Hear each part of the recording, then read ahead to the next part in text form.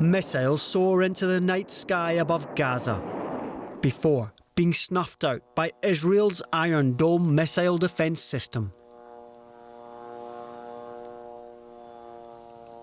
But as day broke, it seemed to beckon a fragile peace here. News of a de-escalation in the air. We confirmed that a ceasefire deal was reached under the supervision of Egypt.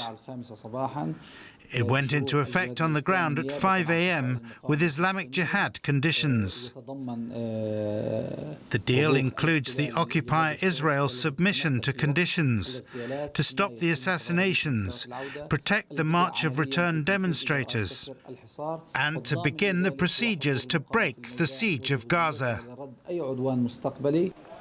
The clashes began after Israeli forces killed a senior commander from the Palestinian militant group Islamic Jihad. They fought back, firing hundreds of missiles towards Israel, destroying buildings and wounding residents, striking panic into everyday life. 2 days ago I became a father, but now the rockets caught me here in the hospital. We don't get used to this. It was Israeli firepower which proved deadliest. Airstrikes on militant targets in the occupied territory of Gaza killed dozens, many of them civilians and children.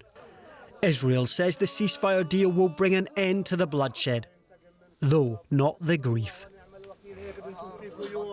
For the very latest now, let's cross over to our correspondent Tanya Kramer. She's standing by for us in Jerusalem. Tanya, Islamic Jihad says a ceasefire has been agreed with the Israelis. Does that appear to be the case?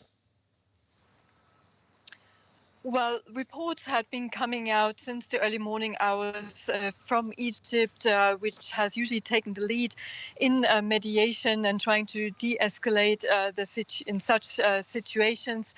And this ceasefire should be in place since 5:30 a.m. Local time, and there has been just shortly afterwards some sporadic rocket fire into southern Israel. Now, the Israeli foreign minister has been quoted as saying that Israel will meet quiet with quiet. That is the usual formula after such periods of escalation. And we also understand from the Home Front Command that they have lifted most of the restrictions on the areas surrounding the Gaza Strip, with just a few parts just very close to Gaza, so that schools can be reopened and life can go back to normal there. But having said that, obviously the coming hours are critical to see whether this will all hold. OK, well, this ceasefire, or at least a lull in the fighting, follows 2 days of heavy fighting. Tell us more about what's been going on there. Well, it all had been started on early Tuesday morning. Israel, in a targeted killing, targeted an Islamic Jihad senior military commander. Now, Islamic Jihad is a smaller, very hardline militant group in Gaza. They vowed immediate revenge, launching barrages of rockets into mainly southern Israel, but also further up north. And Israel also carried out many airstrikes in the Gaza Strip. Now, what has been a bit different this time is that Israel said that they're holding the Islamic Jihad responsible. Usually, in statements you read that it's Hamas they're holding responsible for anything coming out of Gaza. Hamas is ruling the Gaza Strip. Though this time, the target was clearly the Islamic Jihad. Hamas had showed support of the group and showed solidarity.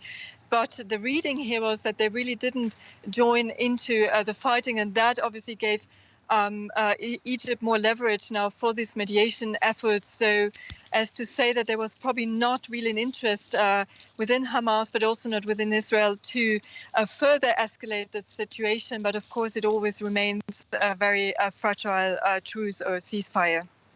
Tanya, thank you very much for bringing us up to date. DW's Tanya Kramer in Jerusalem.